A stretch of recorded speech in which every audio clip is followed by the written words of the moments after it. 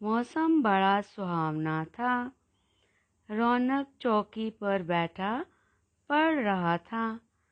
गौरी बाहर खेल रही थी। गौरी दौड़ी दौड़ी भीतर आई। मौसा और मौसी आए थे। मौसम बहुत अच्छा था और गौरी बाहर खेल रही थी और उसका भाई रौनक अंदर बैठकर पढ़ रहा था। गौरी ने जैसे ही देखा मौसा मौसी आए तो वह भागी भागी भीतर आ गई। भीतर मतलब अंदर। मौसा और मौसी आए थे। रौनक उठ खड़ा हुआ। उसने उनके पैर छुए। जब कोई घर में मेहमान आते हैं तो हमें उनको आदर और सम्मान से बिठाना चाहिए और उनके पैर भी छूने चाहिए।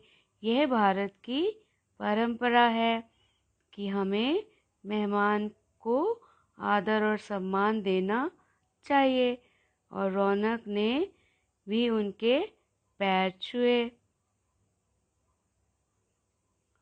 मौसा जी रौनक और गौरी के लिए खिलौने लाए थे। खिलौने पाकर वे बड़े खुश हुए। दोनों बच्चों को मौसा जी ने खिलौने दिए और खिलौने पाकर दोनों बहुत खुश हुए। पिताजी ने मौसा जी को अपना बगीचा दिखाया। पिताजी को तरह तरह के पौधे लगाने का बड़ा शौक है। तो मौसा जी को पिताजी ने अपना बगीचा दिखाया। देखो कितना सुंदर बगीचा है। पिताजी तरह तरह के पौधे लगाते हैं। उन्हें पौधे लगाने का बड़ा ही शौक है। शौक मतलब रुचि, पसंद। आपको भी तरह तरह के पौधे लगाने चाहिए।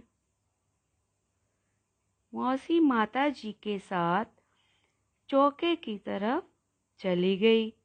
चौका मतलब किचन। अब मौसी जी माता जी के साथ किचन में चली गई। माता जी ने नौकर को 100 रुपए का नोट दिया और कहा चौराहे वाली दुकान से कचौड़ी ले आओ। अब माता जी ने 100 रुपये देते हुए नौकर को कहा कि चौराहे वाली दुकान से जाकर कचौड़ी ले आओ। अब इन सभी शब्दों में आप देखेंगे बड़े ओ की मात्रा का प्रयोग हुआ है। नौकर, 100, चौराहे, कचौड़ी। चौराहे किसको बोलते हैं? जहाँ 4 रास्ते मिलते हैं। माता जी ने लौकी के पकोड़े बनाए। अदरक और तुलसी की चाय बनाई। अब माता जी ने सभी के लिए पकोड़े और चाय बनाई। सबने चाय के साथ गरम गरम कचौड़ी और पकोड़े खाए। सबने मिलकर चाय पी और कचौड़ी और पकोड़े भी खाए।